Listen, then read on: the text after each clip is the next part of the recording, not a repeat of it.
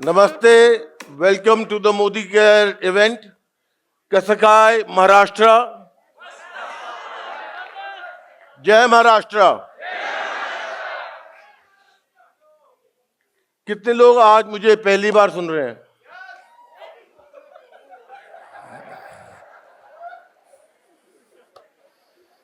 इतने सारे नए लोग जो सुन रहे हैं, मैं से आपको ये कहना चाहता हूं, मुझे हिंदी बिल्कुल नहीं आती है, मराठी तो आती भी नहीं है और इंग्लिश भी कमजोर है. और अगर आपको समझ नहीं आता तो सिर्फ ताली बजाइए. हाँ, ताली काफी है. मोदी के पैसे नहीं देता, सिर्फ यहां मैं आप लोगों के साथ इसलिए हूं क्योंकि आपका प्यार ही मुझे जिंदा रखता है. उसका बहुत बहुत शुक्रिया. जितने लोग मुझे पहली बार सुन रहे हैं, मैं सिर्फ आपको एक चेतावनी देना चाहता हूं. हिंदी समझ आ रही है ना मेरी? कि मुझे मोदी केयर का कॉम्पनसेशन प्लान नहीं मालूम. पीवी, बीवी, जीबीडी, टीबीडी, सीनियर कंसल्टेंट, ये सब कुछ बकवास है. क्योंकि सब किसी को नहीं मालूम. जितने लीडर बैठे हैं यहां उनको भी नहीं मालूम. आप कॉम्पनसेशन प्लान का क्या करेंगे? कुछ नहीं. पीवीबी का क्या करेंगे? कुछ नहीं. सिर्फ एक चीज जरूरी है, वो कि आपका दर्द मोदी केयर के आने के बाद हटा है कि नहीं, और उसके बाद रोकड़ा कितना है. राइट. पर सबसे बड़ी जरूरत जो है हमें जानने की, वो ये है कि आपने मोदी केयर क्यों ज्वाइन किया. आपके घर में क्या दिक्कत थी? आपकी लाइफ में क्या दिक्कत थी? शायद पहचान में कमी थी, चाहे माता पिता को के ट्रीटमेंट की दिक्कत थी, या आपको अपनी बेटी को स्कूल भेजना था, उसकी फीस की दिक्कत थी, या आप कुछ बनना चाहते थे पर बन नहीं पा रहे थे, उसकी दिक्कत थी. आपकी जिंदगी में दर्द क्या था जिससे आप मोदी के साथ जुड़े? और जो न, कितने लोग यहां अभी मोदी के में जुड़े नहीं हैं? सोच समझ के जुड़ना भाई. तो जहां तेरी नजर है मुझे खबर है. हाँ? तो ज्यादातर हम भूल जाते हैं कि हमने मोदी केयर क्यों ज्वाइन किया. क्योंकि जिंदगी चलती रहती है और जो हमारा दर्द था हम उसे भूल जाते हैं. और ज्यादातर जब लोग स्टेज पर आके खड़े होते हैं, वो कहते हैं जी मेरा 5 बेडरूम का घर है, मैंने 20 बार विलायत ट्रैवल किया, मेरी 10 गाड़ियां हैं. अरे मैनू की, आपकी 10 गाड़ियां अपने घर में रखिए. आप ये क्यों नहीं बताते कि आपकी जिंदगी में क्या कठिनाई थी जो मोदी केयर के आने के बाद सॉल्व हुई हैं, सुधरी हैं. क्योंकि लोग आपको आपके पैसे के लिए नहीं ज्वाइन करने वाले हैं. लोग आपको ज्वाइन करने वाले हैं कि आपका दर्द क्या था और आपकी पहचान आज क्या है. कि आप अपनी बेटी को स्कूल भेज पाए, या माता पिता का ट्रीटमेंट की दिक्कत थी, मोदी केयर ज्वाइन करने के बाद वो कर पाए. लोग आपके कारण से जुड़ेंगे, पैसे से नहीं. क्योंकि जो लोग पैसे से जुड़ते हैं वो पैसे के लिए भी छोड़ देते हैं. कोई कहेगा जी इनका कॉम्पनसेशन प्लान बहुत अच्छा है, इनकी पीवीवीवी रेशो बहुत अच्छी है, इनका पे आउट बहुत अच्छा है, इनके प्रोडक्ट बहुत अच्छे हैं. भाई सबके कॉम्पनसेशन प्लान अच्छे हैं, सबका पे आउट अच्छे हैं, सबके प्रोडक्ट अच्छे हैं. पर आपने किसी ने ये पूछा किसी से कि आपका दर्द जो है मोदी केयर ने उसे हटाया कि नहीं हटाया? अगर नहीं हटाया तो जाइए, और अगर मोदी केयर आपका दर्द हटा पाया तो आपके साथ वो लोग जुड़ेंगे जिनका वही दर्द है। दर्द सबका होता है, आपका है, मेरा है, सबका दर्द होता है। पर हम जैसे इस धंधे में जुड़ते हैं, दर्द तो भूल ही जाते हैं। हम तो कहते हैं पैसा ही पैसा ही पैसा, पर पैसा इतनी गंदी चीज है जो लालच के वजह से लोगों को जोड़ती भी है, जो लोगों को आगे ले जाती भी है किसी और जगह। पर दर्द, जिस दर्द से आप यहां आए हैं या आए थे, वो आप जिंदगी में कभी भूल नहीं सकते। राइट है कि सर? आप इतने सीरियस बैठे हैं, यहां सीरियस होने का कोई कारण नहीं है। हाँ, आप इतने सीरियस होंगे, मैं नर्वस हो जाऊंगा। मैं बड़ा कमजोर किस्म का इंसान हूं। आपने वो पिक्चर देखी है रॉकी रानी? हाँ, handle with care, I am fragile, I am fragile, handle with care. जब आप मुस्कुराएंगे नहीं ना, तो आई एम ऑल्सो फ्रेजाइल। मेरी यहां बोलती चालती सारी बंद हो जाएगी। आज का जो सेशन है वो कोई ट्रेनिंग प्रोग्राम नहीं है, कोई कॉम्पनसेशन प्लान के बारे में नहीं है, वो कोई जादू नहीं है।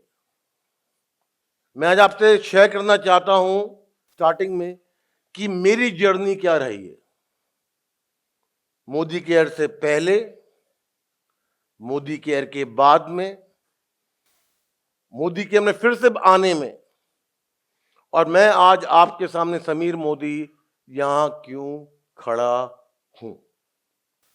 आप में से कई लोग हैं थोड़ा कुछ जानते हैं, कई लोग हैं जो नहीं जानते। जितने नए लोग जो मैं पहली बार सुन रहे हैं, शायद आपने पढ़ा होगा कहीं ना कहीं कुछ ना कुछ, उसे भूल जाइए।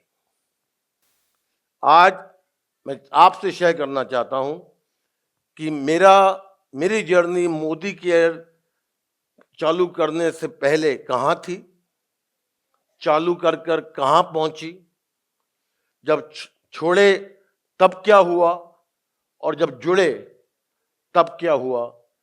और आज मैं आपको ये इस रास्ते में ले जाना चाहता हूं जहां पर आप कैसे कहां पहुंचे।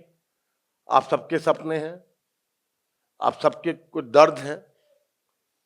दर्द पहले कुछ और था, शायद आज कुछ और होगा, कल कुछ और होगा।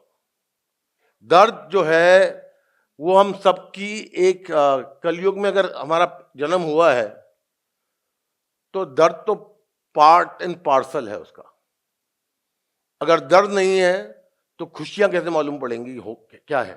राइट है कि नहीं? हम सबके दर्द है। लोग मुझे कहते हैं कि समीर मोदी जी आपका क्या दर्द है? बड़ी गाड़ी में आते हैं, बड़े बंगलों में रहते हैं। दर्द आपका भी है, दर्द मेरा भी है। जैसे कि आपका जब हाथ कटता है तो दर्द होता है और खून निकलता है।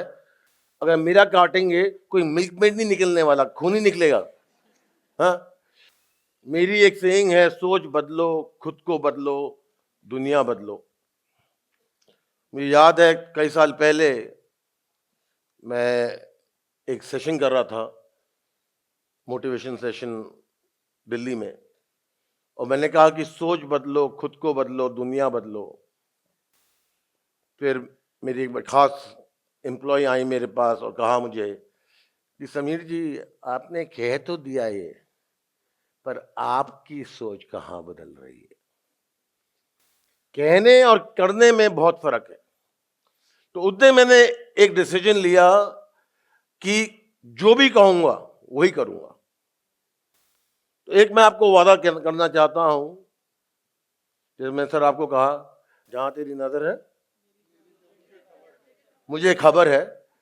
और एक और वादा करना चाहता हूं कि यहां जितने भी लोग हैं, आपके एक कदम के साथ मैं हर समय 4 कदम लूंगा।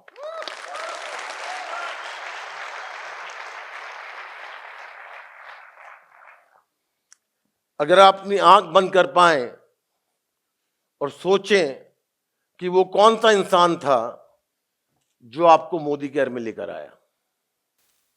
एक मिनट आंख बंद करिए और उनको अपने मन में ही शुक्रिया अदा करिए कि अगर वो आपको लाए और नहीं लाते तो क्या होता।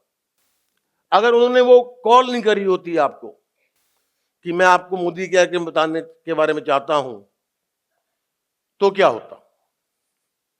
अगर उन्होंने मोदी का धंधा पैसे के लिए कहीं और चले जाते और आपको कॉल नहीं करी होती, तो आपकी जिंदगी में क्या होता और आप आज कहां होते अगर उन्होंने नहीं किया होता। अगर उन इंसान ने आपको कॉल नहीं किया होता या ये नहीं कर रहा होता कि आप मुझे मिलिए, मैं आपको कुछ बताना चाहता हूं, तो ये सोचिए कि आपकी जिंदगी आज कहां होती, आपका दर्द कहां होता, आपकी परेशानियां जो उस समय थी आज भी होती।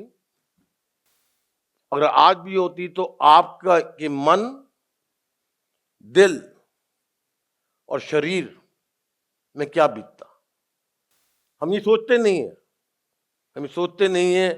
किसी ने कोई हमको लेकर आए, कहा कि कैफ साइन कर लीजिए और जिंदगी बदल गई। तो ये मैं कहना चाहता हूं, पूछना चाहता हूं आप सबसे कि आपकी जिंदगी क्यों बदली और उसका किसका हाथ था आपकी जिंदगी बदलने का। कौन सा लीडर था या कौन सा शख्स था जो आपको पहली बार मोदी केयर के बारे में उन्होंने बताया। अगर वो नहीं होते तो क्या होता, आप आज कहां होते। तो आंख बंद कर कर अपने ही मन में उनका शुक्रिया अदा करिए, नाम लीजिए, शुक्रिया अदा करिए, क्योंकि वो शख्स जो भी थे आज हम सब उनके आभारी हैं और उन सबको दुआ देते हैं कि आपको यहां लेकर आए।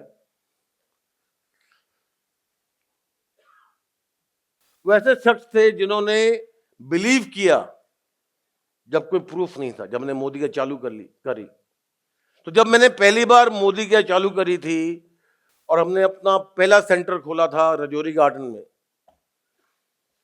9:45 में मैंने दीवार का पेंट का लास्ट कोट किया था खुद। और मैंने सोचा कि बहुत लोग आएंगे, बहुत लोग आए। तो क्यों आए? किसी ने उन्होंने कहा कि यहां पर चाय और समोसे मिल रहे हैं। बहुत लोग आए चाय समोसे खाने, मतलब कि हमारे समोसे भी खत्म हो गए थे, चाय भी खत्म हो गई थी, पर किसी ने साइन नहीं किया था, किसी ने मोदी केयर के धंधे में ज्वाइन नहीं किया था। ऐसा बंदा आया जिसने कहा कि मैं ज्वाइन करूंगा। ऐसा बंदा आया जिसने कहा कि मेरे सपने हैं, मैं आपसे जुड़कर उन सपनों को पूरा करूंगा।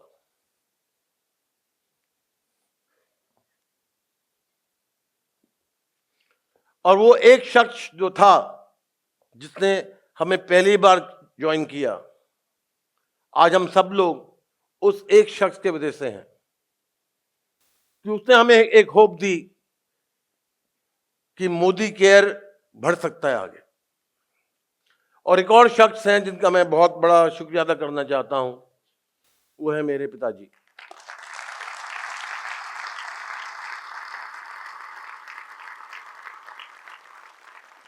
मुझे अभी भी याद है कि वो अमेरिका में थे और उनका मेरे पास फोन आया, क्या कर रहे हो?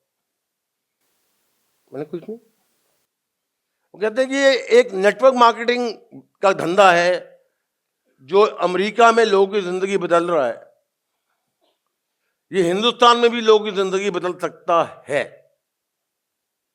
यहां बड़े बड़े लोग मैकिन्जी, अर्नस्ट एंड यंग में जो पार्टनर हैं, जो अब सैलरी कमा रहे हैं 5-6 करोड़ रुपए की, वो भी ये धंधा कर रहे हैं। तो ये धंधा तुमको नहीं देखते कि हिंदुस्तान में चल सकता है।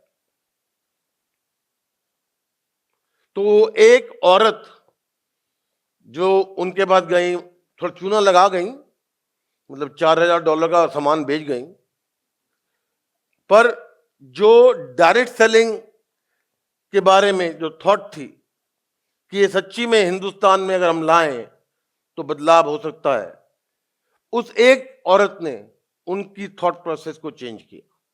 वो एक आइडिया कि डायरेक्ट सेलिंग कम हिंदुस्तान में चल सकती है, वो मेरे पास आया। उन्होंने कहा तुम देखो कि चल सकती है कि नहीं।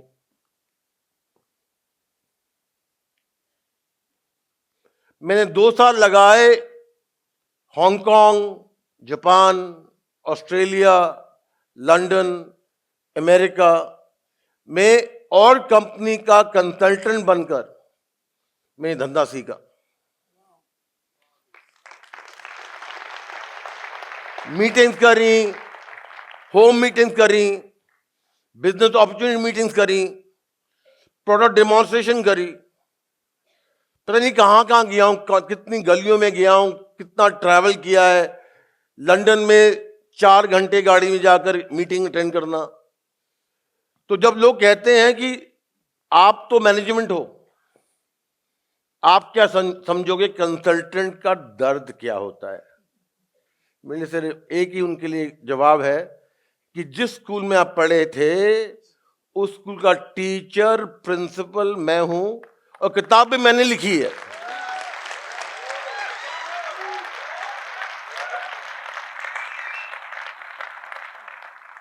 मेरे दादाजी का एक कहना था, राय बहादुर जी का, कि या तो आप दुनिया की नंबर 1 कंपनी से टाइप करिए और या आप दुनिया की नंबर 1 कंपनी बनिए।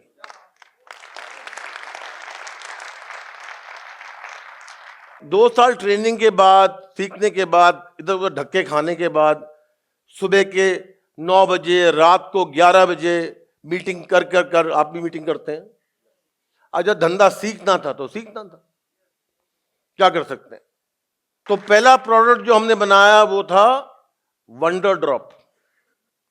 अपना खुद ही, उसमें डिजाइनिंग तो आती नहीं थी, एक लेबल बनाया, मोदी जी की लोगो डाली, वंडर ड्रॉप डाला और हरे से लेकर येलो तक विग्नेट डाल दी और उसमें चिपका दिया कि प्रोडक्ट तैयार है।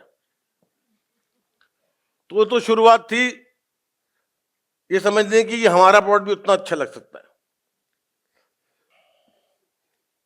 जब मैं हिंदुस्तान आया वापस, मुझे ये दिखाई दिया कि हिंदुस्तान में टैलेंट बहुत है, बहुत लोग हैं जो कुछ करना चाहते हैं, जैसे आप हैं सर, पर अपॉर्चुनिटी नहीं है, कुछ रास्ता नहीं है उस टैलेंट का इस्तेमाल करने का। कि मैं हूं होशियार, मैं जानता हूं मैं क्या करना चाहता हूं, पर करूं कैसे। मैं देखा कि लोग काम करने के लिए तैयार हैं पर मौका नहीं मिलता।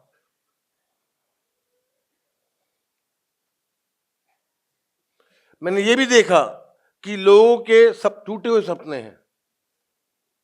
चाहे आप कह लीजिए कि मॉस्क में जाना, चर्च में जाना, टेंपल में जाना, फर्क नहीं पड़ता, लाइनें लगी रहती है कि अगर मैं ज्यादा चंदा दूंगा तो भगवान मेरी सुन लेगा। मालूम लगता है ना आपको कि आप जब ज्यादा, स्पेशली मंदिरों में तो ऐसा ही है कि आप ज्यादा पैसा दो तो पंडित माला भी पहनाएगा और टीका भी करेगा। नहीं दोगे तो अच्छा भाई चलो लाइन आगे बढ़ो, आगे बढ़ो, तो तब हमें लगता है कि भगवान सुन लेगा। उस समय मोदी केयर एक आइडिया था, एक ख्याल था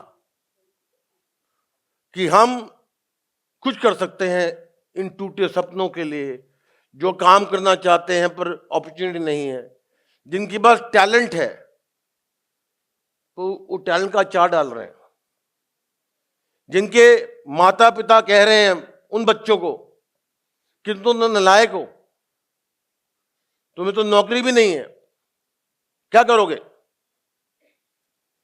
हमारा नाम बदनाम कर रहे हो। कहते हैं ना बहुत लोग, मेरे पिताजी मुझे कहते थे तुम मेरा नाम बदनाम कर रहे हो। मैंने कहा जी क्यों? कहता तुम प्रॉफिट ही नहीं बना रहे। मतलब 20-25% प्रॉफिट होता है, 40-50% बनाओ तो प्रॉफिट होता है। मैंने कहा कहां से बनाऊंगा प्रॉफिट, सारा पैसा तो मोदी के कंसल्टेंट ले गए। सही बात है। मैंने अपने सीईओ से उस दिन पूछा भी तनख्वाह दे दो, कहते साहब तनख्वाह किस बात की, कंपनी है आपकी, जितना भी पैसा बनता है हम कंसल्टेंट को दे देते हैं, तो आपको नहीं दे सकते, बल्कि आज की सुबह की फ्लाइट का पैसा खुद देना पड़ रहा है। हाँ? शुक्र है भगवान का, इस ऑडिटोरियम का पैसा नहीं देना पड़ रहा। हाँ?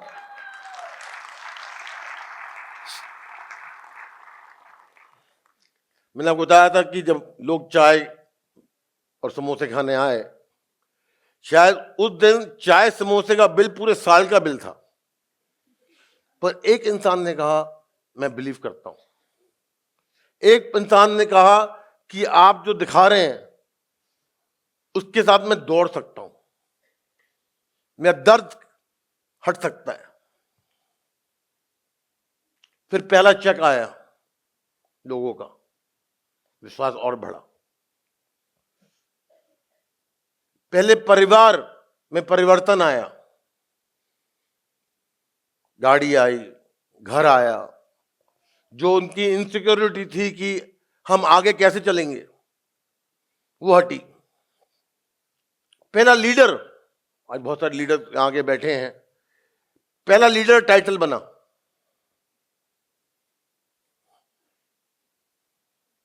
पर जानते हैं हम प्रोडक्ट कभी नहीं बेचना चाहते थे।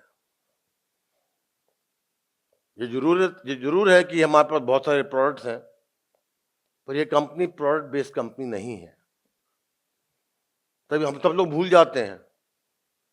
और आज अगर हिंदुस्तान में जितनी कंपनी देखें, क्या बात कर रहे हैं, सर हमारे प्रोडक्ट सस्ते हैं, हमारी पीवी रेशो अच्छी है, हमारा कॉम्पनसेशन प्लान अच्छा है।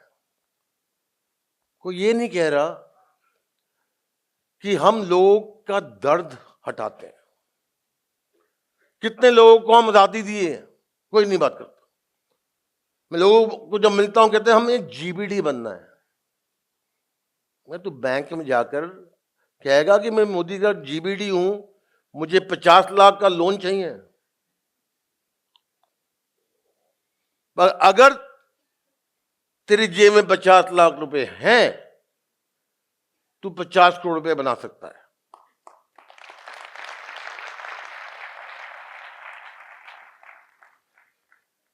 हम एक पॉसिबिलिटी बेच रहे हैं कि मोदी के द्वारा आपका दर्द पूरा हो सकता है।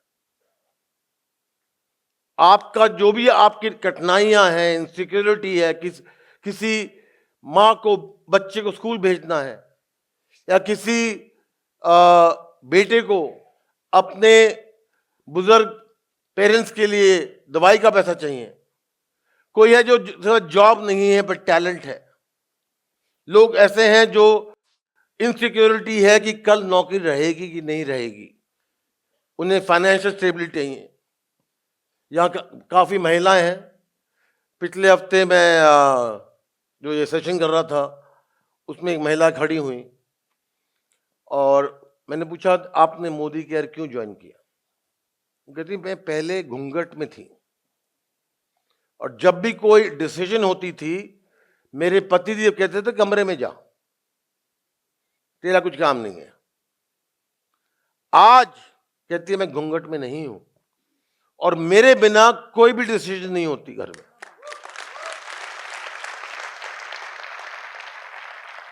वो अपनी पहचान चाहती थी, उसे मोदी केयर ने इज्जत, घर की इज्जत, उसकी पहचान बनाई। और हमारे पास जितनी भी महिला हैं यहां पर, जितने भी मर्द हैं, सॉरी, तो सारी महिलाओं की दिक्कत ही मर्द हैं, बिल्कुल। क्योंकि जब औरत मोदी के उसमें आती है तो हस्बैंड कहता है टाइम क्यों बेकार कर रही है, क्यों जा रही है? तो मैं सब कुछ दे तो रहा हूं, सब कुछ मैं दे रहा हूं। ये नहीं कि हम साथ घर चला रहे हैं। तो मतलब क्या हुआ कि आपकी कोई पहचान नहीं है। उसका जब मन करे 100 रुपए दे दिए, गुस्सा आया तो कुछ नहीं दिया, होता है ना। बिल्कुल होता है। शायद आप में कई कई औरतें यहाँ आज आई हैं जिनके हस्बैंड ने कहा होगा कि क्यों जा रही हो, टाइम विकास करने जा रही हो, या आप छुपके छुपके आई कि मैं पड़ोसी के जा रही हूं पर यहां पहुंच गई। सही बात है। फिर बदलता है जब आपका पहला चेक आता है, तब भी वो कहता है जी छोड़ो टाइम वेस्ट। जब बड़ा चेक आता है तो ये कहता है अच्छा तुम जा रही हो ना, मैं उसी रास्ते से जा रहा हूं मीटिंग के लिए, मैं तुम्हें छोड़ देता हूं। कितने समय लगेगा? 2 घंटे। हाँ मेरा काम भी 2 घंटे है, मैं रास्ते में तुम्हें उठा लूंगा। फिर जब आप ट्रिप के लिए क्वालिफाई करते हैं तो हस्बैंड कहता है साथ जा रहे हैं ना, हम साथ जा रहे हैं ना। फिर आपकी पहचान बनती है, क्योंकि हम सब लोग ज्यादातर जॉइंट फैमिली में रहते हैं, जहां पर हमारे जो भी शादीशुदा हैं, जितनी महिलाएं हैं, जहां पर हमारे इन लॉज कह लीजिए, माता, हमारे हस्बैंड के माता पिता, उनका रोब चलता है, फिर हस्बैंड का चलता है, फिर छोटे भाई का चलता है, और फिर वो पुराना नौकर जो घर में उसका चलता है, उसके बाद आपका चलता है। तो ये जो पहचान की कमी है, मोदी जी सबसे बड़ी चीज जो देता है आपको है पहचान।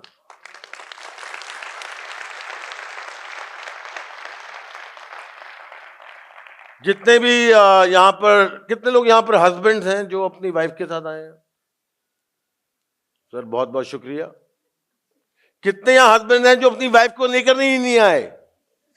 आए हाय, ले आते तो थोड़ा और कमा पाते, क्योंकि उनकी मीठी मीठी बोलती ज्यादा आपसे है। क्योंकि मेरे पास 2 लड़कियां हैं और मुझे अभी तक याद है कि काफी सालों तक मुझे घर वालों का बहुत प्रेशर लगा कि लड़का पैदा करो, लड़का पैदा करो। तो मैंने कहा भाई 2 लड़के तो हैं, 2 लड़के भी हैं, 2 लड़कियां भी हैं, मुझे तीसरे करने की क्या जरूरत है? मैंने कहा अगर आपको इतनी जरूरत है तो आप पैदा कर लो, मतलब मुझे क्यों फोर्स कर रहे हो? और हमारे उसमें तो एक और कल्चर है कि हमारे घरों में 7 फेरे होते ही नहीं है, 4 फेरे होते हैं और 3 फेरे लड़के होने के बाद होते हैं, 3 फेरे। मैंने कहा ये क्या बात है? अगर लड़का नहीं होगा तो हम शादीशुदा ही नहीं है, आधी शादीशुदा है। उसकी भी एडवांटेज है कि जब भी मेरी पत्नी पूछे कि मुझे पैसा चाहिए, मैंने कहा तो आधे का आधा ही मिलेगा, क्योंकि हमारी शादी आधी है। कई साल लगे जहां पर हमने पहले सोचा कि बड़ी टर्नओवर होगी, नहीं हुई, पर धीरे धीरे लोग जुड़ते गए, धीरे धीरे उनकी जिंदगी बदलती गई, और धीरे धीरे कर कर आज हम इस मकाम पे पहुंचे हैं। महिलाएं जो मां थी और हैं, वो लीडर बनने लगी, स्टेज पे बोलने लगी, पहचान बनने लगी, घर में आदर मिलने लगा। जहां कोई पूछता नहीं था आज वो पूछ रहा है। क्योंकि हमारे घरों में एक गंदी आदत है मर्दों की, वो सोचते हैं कि वो सबसे ज्यादा इंटेलिजेंट है।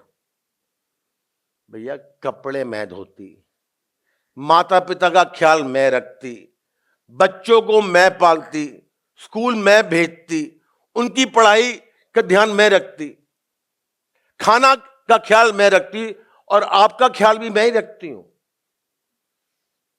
फिर भी आप चाहते हैं जिस दिन आप घर आए मैं थाली परोस कर आपके पैर धोऊं चंदन से? वो कैसे हो सकता है? बल्कि मैं तो बहुत भाग्यशाली हूं, 2 लड़कियां हैं, वही मेरा ख्याल रख रही हैं। मेरी बड़ी वाली डॉटर बॉम्बे में रहती है, बांद्रा में, छोटी वाली रहती है अमेरिका में। तो मेरी डॉटर कहती है डैड मुझे मत कहो। मैं क्या कह रहा हूं? इससे आपका खाना पीना सब कुछ का ख्याल तो मैं ही रखती हूं। मैंने कहा धन्य हो, लड़का होता तो जूते मार के, सही बात है कि नहीं है, किस वो कहता जी मैं तो खेलने जा रहा हूं, मैं ये करने जा रहा हूं, वो करने जा रहा हूं।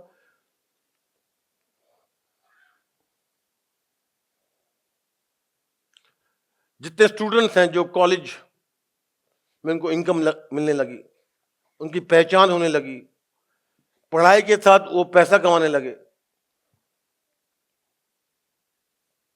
जो परिवार थे जिनको लगा कि हमारी जिंदगी कुट रही है, हम आगे कैसे जिएंगे, उनको एक विश्वास मिला, उनके सपने पूरे होने लगे और वो फिर से गर्व से जीने लगे।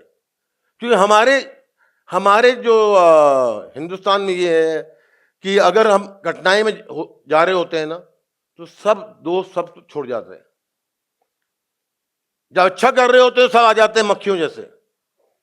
जब कठिनाई होती है, अच्छा भाभी जी चलता हूं, कैसी हो, अच्छी नहीं हो, अच्छा कल मिलेंगे। हमने देखा जब आप कोई चीज कहते हो कि मेरे को दिक्कत हो रही है, वो कैसे टॉपिक बदल देते हैं। शायद एक दो दिन होंगे ऐसे जो आपका दर्द में आपका हाथ देंगे, पर ज्यादातर मुझे जो मैं जानता हूं कि इस कलयुग में ज्यादातर लोग देते ही नहीं है। लोग सपने पूरे होने लगे, लोग फिर से सपने लेने लगे। एक और चीज हिंदुस्तान में है जिसे मेरी सख्त नफरत है, कि हम कहते हैं अपने बच्चों को कि आपको सपने रखने का हक ही नहीं है। क्या करोगे? तुम कहते हो मैं बिजनेसमैन बनूंगा, मैं ये करूंगा, मैं वो करूंगा। अब भैया पैसे कहां से आएंगे? हम तो नहीं दे सकते। चपरासी अपने बेटे को चपरासी बनाता है, ड्राइवर अपने बेटे को ड्राइवर बनाता है। क्यों? बल्कि मेरे पास करीबन 25 लोग हैं, जैसे आप ड्राइवर कह लीजिए, खानसामा कह लीजिए, जिनके बच्चे हमारे लिए काम कर रहे हैं और उनकी तनख्वाह उनके पेरेंट्स से 30, 40, 50 दुगना तनख्वाह है आज। क्योंकि हरेक को इस दुनिया में एक अपॉर्चुनिटी चाहिए। क्या कहते हैं अपॉर्चुनिटी को हिंदी में? मौका। हर एक इंसान एक मौके को ढूंढ रहा है, हर एक इंसान एक पहचान के लिए ढूंढ रहा है। फर्क नहीं पड़ता आप कहां से आ रहे हैं, सिर्फ फर्क ये पड़ता है आप कहां जा रहे हैं, उसका बहुत फर्क पड़ता है। तो ये हमें जानना बहुत जरूरी है। हम चलते रहे और एक मूवमेंट बनता लगा। आज हमारे साथ मोदी केयर में करीबन 70 लाख लोग जुड़े हुए हैं।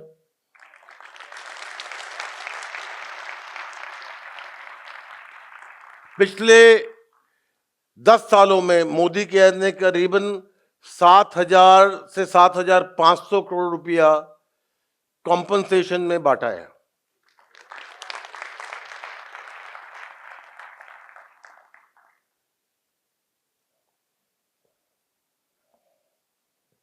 जब मूवमेंट बनने लगा, सेल बढ़ने लगी, लोग लीडर्स बनने लगे, बिजनेस में एक बुलंदी आ गई, तो मुझे लगा कि अब मेरे लिए जो कठिनाई थी यहां पहुंचने के लिए वो खत्म हो गई।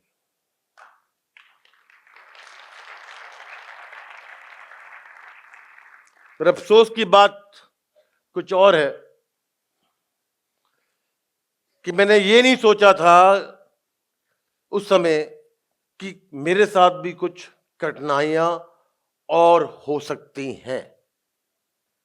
मैं तो आसमान में उड़ रहा था, कंपनी अच्छी कर रही थी, लोग जुड़ रहे थे, सपने पूरे हो रहे थे, नए प्रोडक्ट्स आ रहे थे और लोगों की जिंदगी बदल रही थी। साथ के साथ एक दिन मेरी भी जिंदगी बदली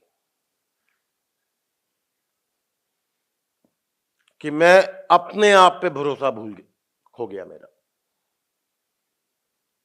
मेरे पिताजी ने मुझे बुलाया एक दिन और कहा कि आज के बाद आप मोदी केयर में नहीं हो। बल्कि मेरी माता जी ने मुझे जापान बुलाया कि बहुत काम कर रहे हो, 4 दिन आकर मेरे साथ रहो। जब मैं 4 दिन बाद आया तो मोदी केयर मेरे पास थी ही नहीं। मेरे पिताजी ने मोदी केयर ले ली थी। 2 साल लगे मुझे अपने आप को उठाने में। डिप्रेशन, 4-5 बार कोशिश करी अपने आप को मारने की, साला मरा ही नहीं। हॉस्पिटल में भर्ती हो गए डिप्रेशन के साथ। लगा कि जिंदगी अब खत्म हो गई है। तो मैंने आपसे कहा था मेरे 2 बच्चे हैं, सॉरी मेरे 3 बच्चे, क्योंकि मेरा पहला बच्चा मोदी केयर था।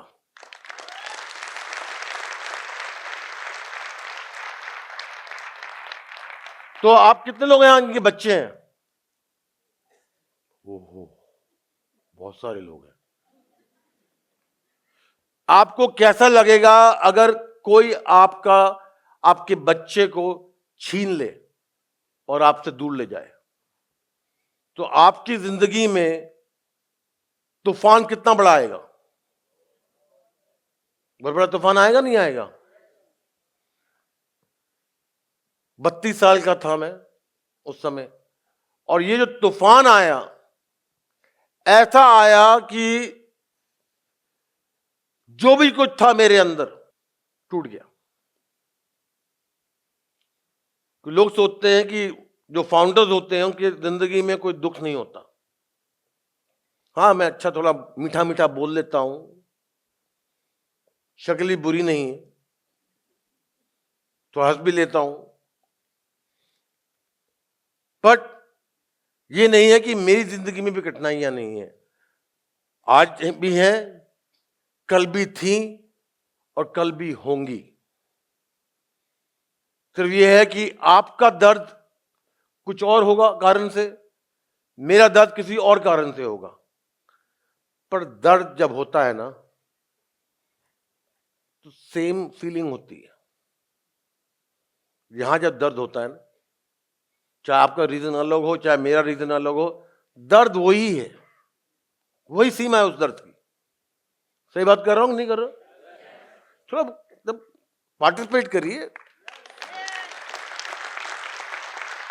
मैं कल रात को 1 बजे सोया था, 4:30 बजे से जगा हुआ हूं। तो आपने शायद आप लोगों ने ज्यादा सोए होंगे मेरे से। मैं तो बोल रहा हूं लगातार, आप भी थोड़ा बोल लीजिए। तो अगर आप सोचते हैं कि मेरा दर्द नहीं है कुछ, तो आप गलत फहमी है। आज दर्द क्या है मेरा, आप जानना चाहेंगे दर्द क्या है? आज दर्द ये है कि हम हिंदुस्तान में कितनी जल्दी आजादी ला सकते हैं। हम आपके सपने और पूरे कैसे कर सकते हैं, कितनी जल्दी आपका विश्वास को और बढ़ा सकते हैं। ये नहीं कि आप विलायत जाना चाहते हैं या आप अपनी बैंक अकाउंट में 10 लाख रुपए चाहते हैं, वो तो आ जाएंगे। अगर आप ये जाने कि आपका क्या कारण था मोदी केयर जुड़ने में, तो आपके साथ वही लोग जुड़ेंगे जिनका वही कारण है, वही दर्द है। लोगों ने ये कहा कि क्या फर्क पड़ता है, आपकी कंपनी ले ली तो क्या है। मेरे पिताजी ने कहा कि तुम क्यों रो रहे हो, एक कंपनी तो है, एक और खड़ी कर लेना। पर ये भूल गए कि वो मेरा पहला बच्चा था, और बच्चे को अगर किसी ने छीन लिया हो, चाहे वो आपके माता पिता भी क्यों ना हो, उसका दर्द ना तो पैसा, ना तो प्यार, ना रिश्वत हटा सकता है। और वो दर्द जो है ना, जो आज 24 साल पहले हुआ, इस जिंदगी में तो मैं भूल नहीं पाऊंगा। इस जिंदगी में तो मैं भूल ही नहीं पाऊंगा, क्योंकि जब ऐसा दर्द होता है ना, उसे आप हटा नहीं सकते। जब मैं मोदी केयर में आया वापस, मैंने दो चीज कही कि मुझे इसके बाद मोदी केयर में से कोई निकाल नहीं पाएगा। दूसरा कि जो भी लोग मोदी केयर से जुड़े हुए हैं उनकी जिंदगी में दर्द ना हो।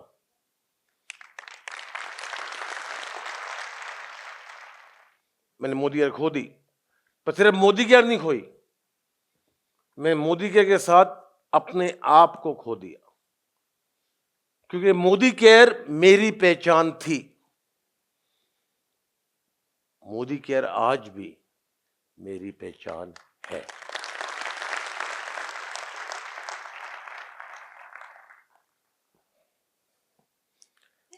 पर जब मैंने अपने आप को खोया, मैं 13 साल भी खोए। कि जब मेरे पिताजी ने कंपनी ली थी, उन्होंने कहा 3 दिन बाद मैं आपको कंपनी दे दूंगा वापस। मैंने कहा कंपनी ली क्यों? कहते प्रॉफिट कम था। मैंने कहा 25% प्रॉफिट बन रहा है, क्या फर्क पड़ता है? कहता नहीं 40% होना चाहिए। मैं आपको 3 महीने के बाद 40% प्रॉफिट बनाकर दिखाऊंगा। उल्टा हुआ, 13 साल में उन्होंने 40% लॉस कर दी कंपनी वापस।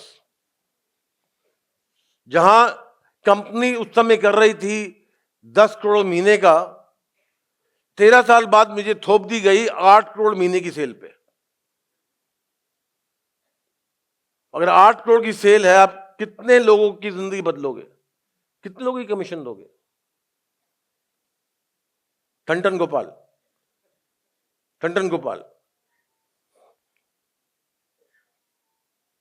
लोग नंबरों के बारे में बात करते हैं कि मेरा चेक इतना है, हमारी टर्नओवर इतनी है। मैं सिर्फ अपने दर्द के बारे में बात करता हूं कि मेरा दर्द इतना है, दर्द इतना था। और आप लोगों का शुक्रिया अदा करना चाहता हूं कि ये जो दर्द है, ये अभी तक भी बहुत गहरा होता अगर आपका प्यार नहीं होता।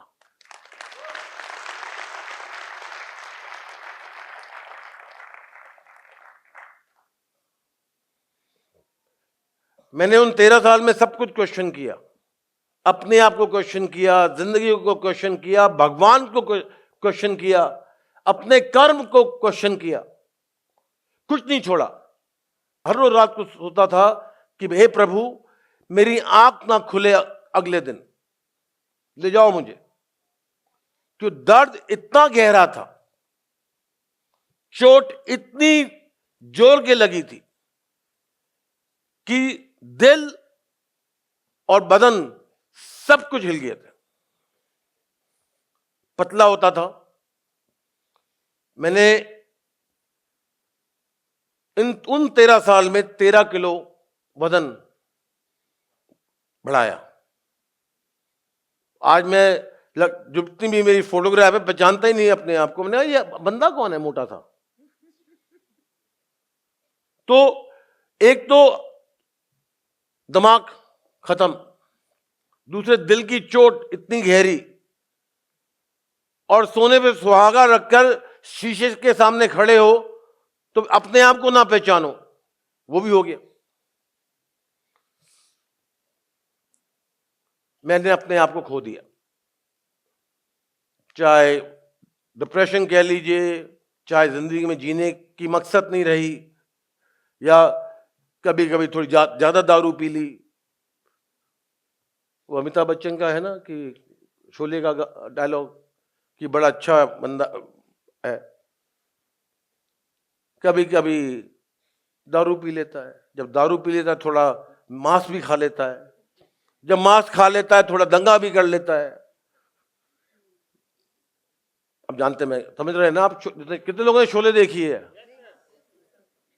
आप काफी यंग लोग हैं, उन्होंने शोले का तो नाम ही नहीं मालूम होगा आपको। हाँ, आपको मालूम है शोले?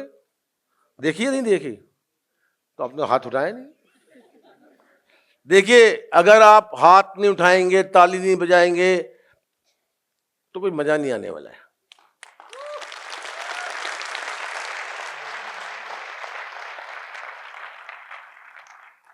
उन 13 साल में मैंने सिर्फ अपने आप को नहीं खोया, पर सोसाइटी में भी खो गए, बिजनेस एनवायरनमेंट में लोगों ने रिस्पेक्ट छोड़ दी। मैंने अपनी पहचान खो दी। जो आज हम बात कर रहे हैं पहचान, मैंने अपनी पहचान खो दी।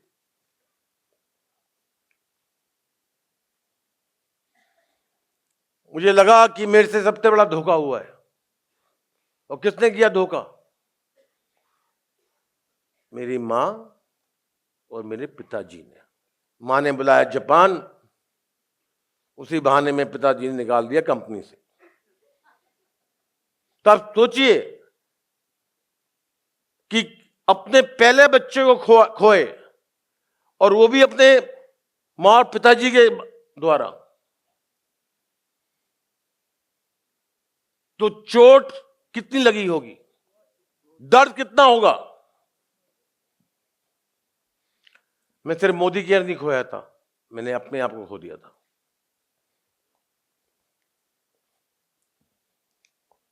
और शायद हमारे बीच इतने लोग हैं जिन्होंने कभी ना कभी अपने आप को खोया होगा।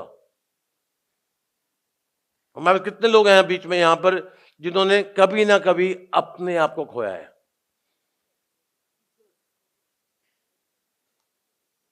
मैं भी वही था कि मैंने अपने आप को खो दिया था। पर आप अकेले नहीं हैं, क्योंकि आपका दर्द और मेरा दर्द भी वही है।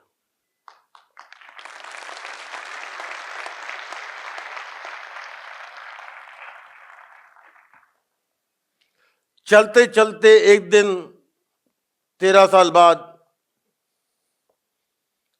मेरे ऑफिस में एक शख्स आए। मैंने कहा हाँ जी। तो कहा जी आप पिताजी ने भेजा है उन्हें इंटरव्यू के लिए। इंटरव्यू के लिए? मैं तो किसी को हायर कर नहीं रहा हूं। तो वो थे टपरवेयर के सीईओ थाईलैंड के। तो मेरे फादर ने भेजा था उन्हें इंटरव्यू करने कि अगर मैं इंटरव्यू कर लूंगा तो मैं मोदी केयर में वापस आ जाऊंगा। तो इंटरव्यू कर ली। मैं पूछा कैसा था आदमी? मैंने कहा एक नंबर का बकवास आदमी, और वैसे भी गोरों से तो प्यार है नहीं हमें। हाँ, तो मैंने कहा जी गोरों से मुझे कोई प्यार नहीं, गोरों से आपको प्यार है, आप ही रख लीजिए उसे। नहीं नहीं, जो तुम्हें करना है करो, फिक्र मत करो। पर मैं जब वापस आया, मैं सीईओ मैनेजिंग डायरेक्टर था 24 घंटे के लिए, क्योंकि मैंने एक अपनी टीम को कहा कि हम प्लान बदलना चाह रहे हैं, प्रोडक्ट की प्राइस गिराना चाह रहे हैं, और 4 दिन बाद मैं थाईलैंड से आ रहा हूं, मुझे प्लान चाहिए। अगले दिन मैं पहुंचा ही था थाईलैंड। ये बात हुई शाम को 7 बजे। अगले दिन मैं थाईलैंड 6 बजे पहुंचा था। 9 बजे पिताजी का फोन आ गया, कहा कि तुम प्लान नहीं बदल सकते, प्राइसिंग नहीं गिरा सकते। तो मैंने कहा पापा नमस्ते, मैं मोदी केयर भी नहीं चला सकता। तो आज के बाद मैंने आ तो गया था वापस, मैं अभी छोड़ भी रहा हूं। फिर अगले दिन का फोन आया, नहीं नाराज मत हो, तुम्हें जो करना है करो। तब मैंने डिसाइड किया, एक और चीज डिसाइड करी कि आज के बाद ऐसा कोई शख्स ही नहीं होगा जो मुझे मोदी केयर से हटा सके।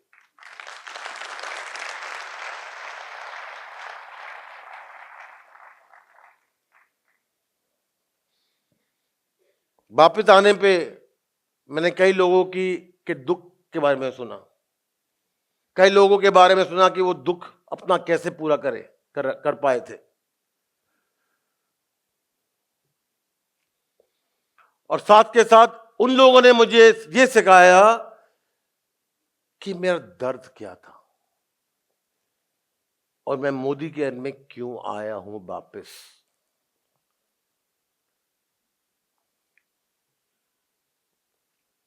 ये भी देखा कि लोग अभी भी होप को क्या कहते हैं, आशा, लोगों के पास अभी भी आशा। सॉरी, मैंने कहा था मेरी अंग्रेजी और हिंदी दोनों कमजोर है।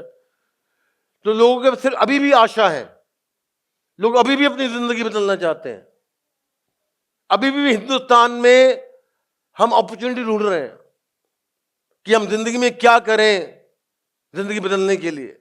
हम क्या करें अपने सपने पूरे करने के लिए, हम क्या करें अपना दर्द मिटाने के लिए।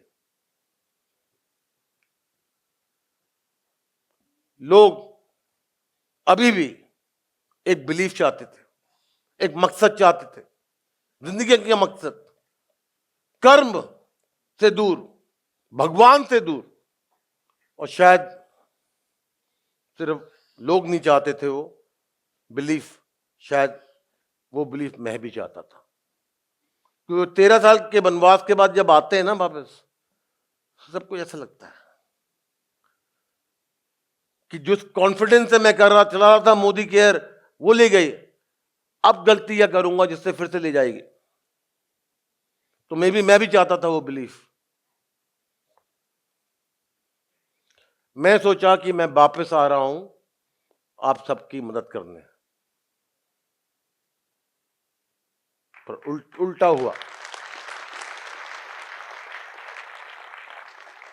मैंने सोचा कि मैं आ रहा हूं आप सबकी मदद करने, पर उल्टा हुआ कि आप लोगों ने मेरी मदद करी।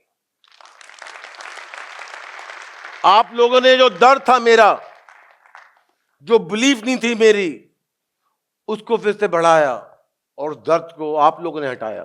उसका बहुत बहुत शुक्रिया। और हर एक सपने जो पूरे हुए, हर एक इंसान औरत जो यहां बैठे, मर्द और औरत यहां बैठे हैं, आप सब ने वो ताकत दी मुझे फिर से अपने पैरों में खड़े होने की, फिर से उस दर्द हटाने की, फिर से जीने का एक मकसद दिया। उसका बहुत बहुत शुक्रिया।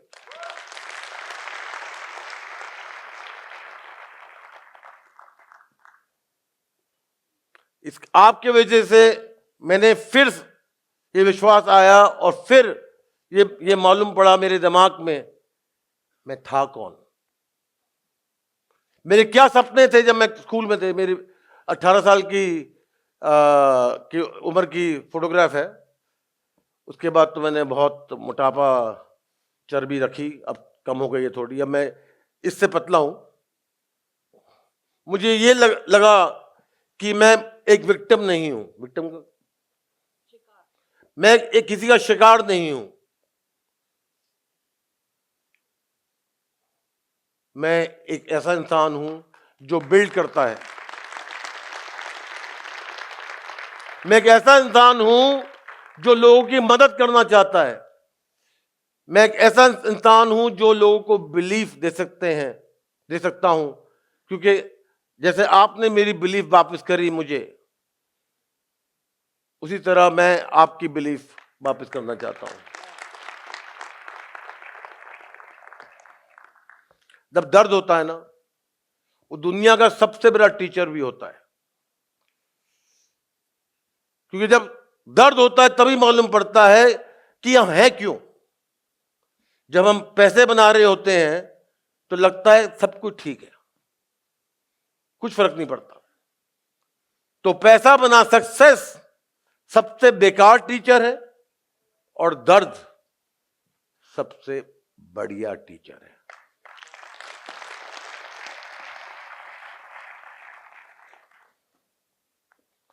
मुझे इस दर्द ने यह सिखाया कि इंसानियत क्या होती है। यह सिखाया कि कोई छोटा नहीं है और कोई बड़ा नहीं है। हम सब, आप और मैं, एक हैं।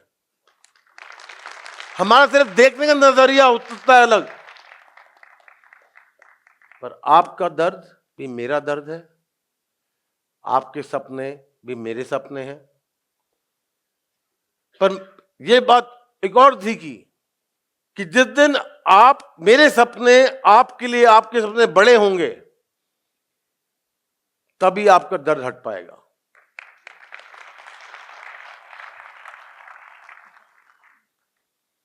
दर्द ने मुझे सिखाया कि इंसानियत का कैरेक्टर जो होता है, जात और औकात दोनों जरूरी है।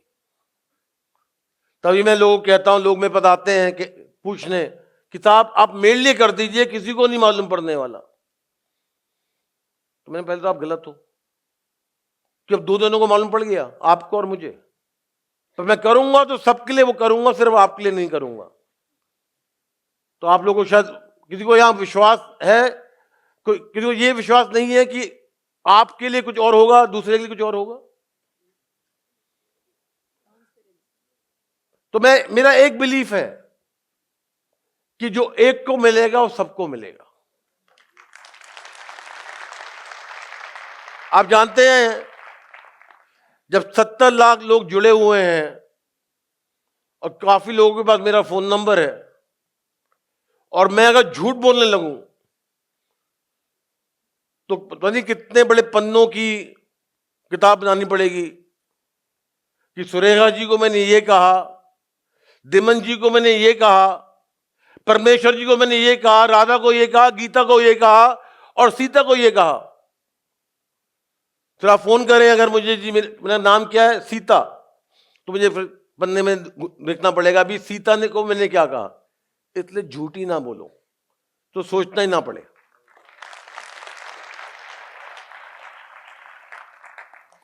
दर्द ने मुझे ये सिखाया कि शुक्रिया अदा करना बहुत जरूरी है। जब मैंने आपसे कहा जो आपको लेकर आया था, आंख बंद कर एक बार सोचिए वो कौन था, उनका शुक्रिया अदा करिए, क्योंकि अगर हम शुक्रिया अदा नहीं करते तो हम आगे नहीं बढ़ सकते।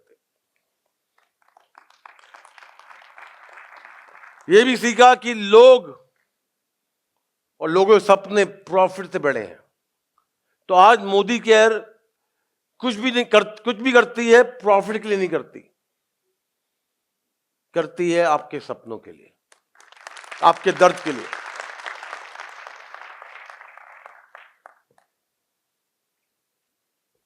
मैंने ये भी सीखा कि लीडरशिप बहुत जरूरी है। लीडरशिप का मतलब ये नहीं है कि नेता बनना, लीडरशिप का मतलब है कि लीड करना, एग्जाम्पल से आगे बताना। मैं करूं तो तुम करो, ये नहीं कि जो है सोच बदलो, खुद को बदलो, दुनिया बदलो। काफी लोग ये कहते हैं तुम अपनी सोच बदलो। मैं अपनी सोच नहीं बदलने वाला हूं। सोच बदलो पर मैं ना बदलूं, वो नहीं है। आज मेरा एक ही पर्पस है, एक ही सपना है कि आप सबका दर्द हटाना।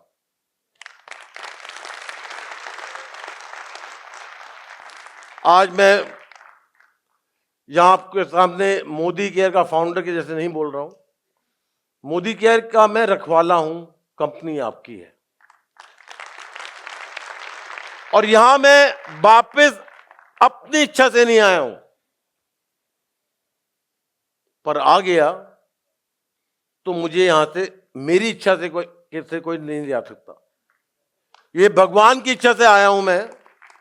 शायद एक कर्म था जहां पर हिंदुस्तान में मुझे मदद करनी थी लोगों को दर्द हटाने की, और उसका मैं बहुत बहुत आभारी हूं और भगवान का बहुत शुक्रिया अदा करता हूं। मुझे आज करज भी आई है जहां पर मैंने ये जरूर कहा है कि सारा कुछ नहीं फर्क पड़ता, जो मुझसे टकराएगा चूर चूर हो जाएगा, और जो मोदी केयर के अगेंस्ट आएगा उसको मैं खत्म कर दूंगा।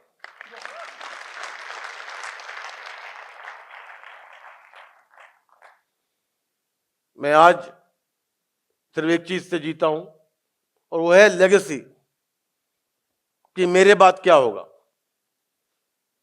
मेरी एक ख्याल है कि अगर कल मर गए और चौथा हो रहा है तो चौथे पे कौन आएगा?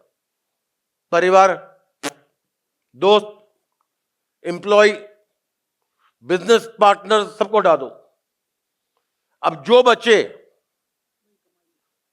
वही कमाई है, जो उनकी जिंदगी आपने बदली है। वो वहां आए हैं किसी और मकसद के लिए नहीं, कि वो दिखाने के लिए नहीं आए।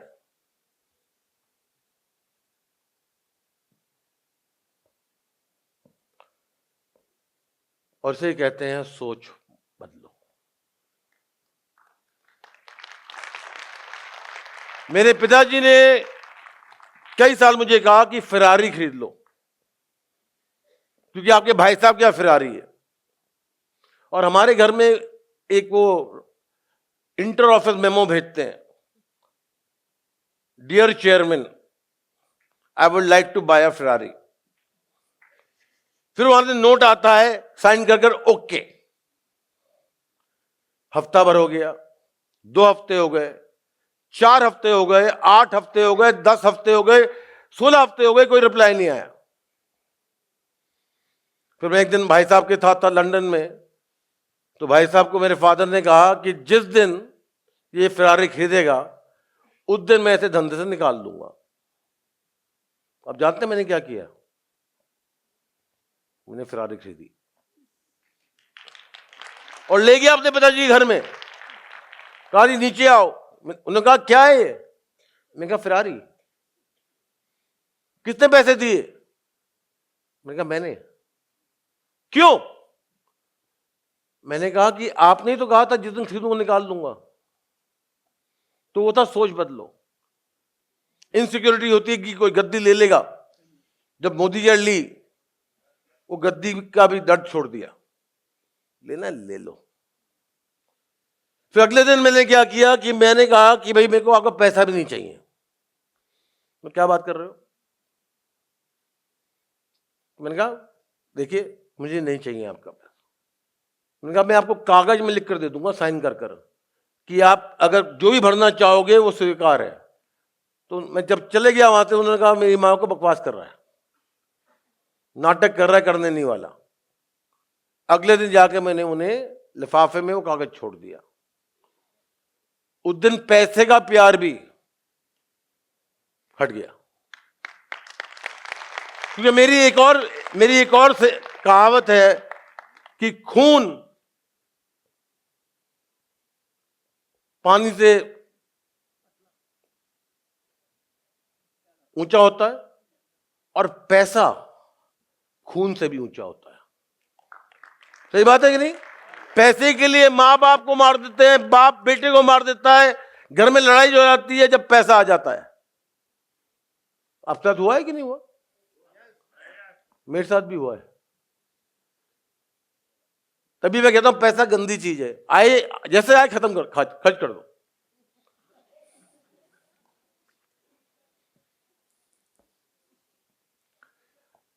हर एक मकसद जो है वो एक ख्याल से चालू होता है।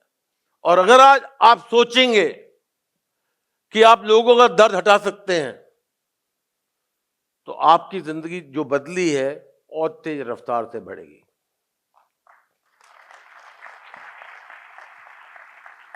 सोच बदलो, खुद को बदलो, दुनिया बदलो।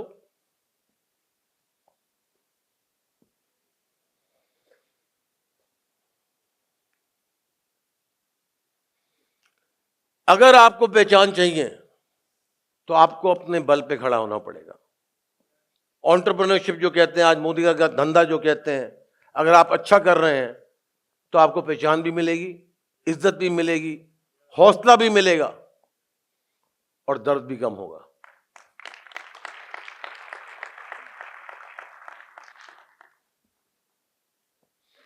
जो हिंदुस्तान में मैं बिलीव करता हूं कि हर एक इंसान हिंदुस्तान में जो है उसे मौका मिलना चाहिए अपनी जिंदगी बदलने के लिए। मौका चाहिए अपनी जिंदगी बदलने के लिए। और मोदी के सिर्फ वो देता है हर एक इंसान को एक मौका अपनी जिंदगी बदलने के लिए।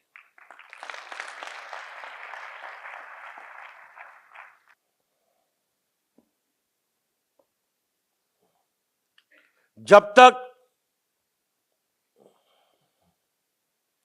हम जिंदा हैं, जब तक आपके पास बिलीफ है कि आप लोगों का दर्द हटा सकते हैं, आप लोगों की जिंदगी बदल सकते हैं, तब तक हिंदुस्तान आगे बढ़ेगा।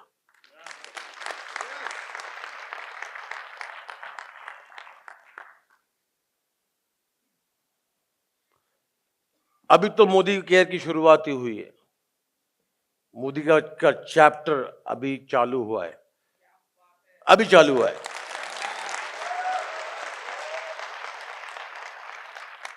अभी मुझे बहुत कुछ करना है आप लोगों के लिए।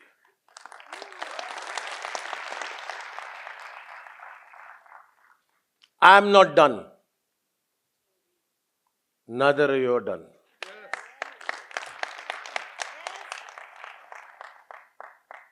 हमारी स्टोरी अभी पूरी नहीं हुई है, अभी तो हिंदुस्तान बदलना है मेरे दोस्तों।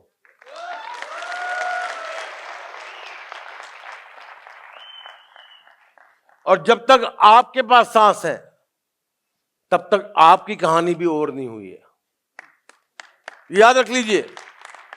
और इस कहानी को आगे बढ़ाने के लिए 100% साथ मेरा आपके साथ होगा।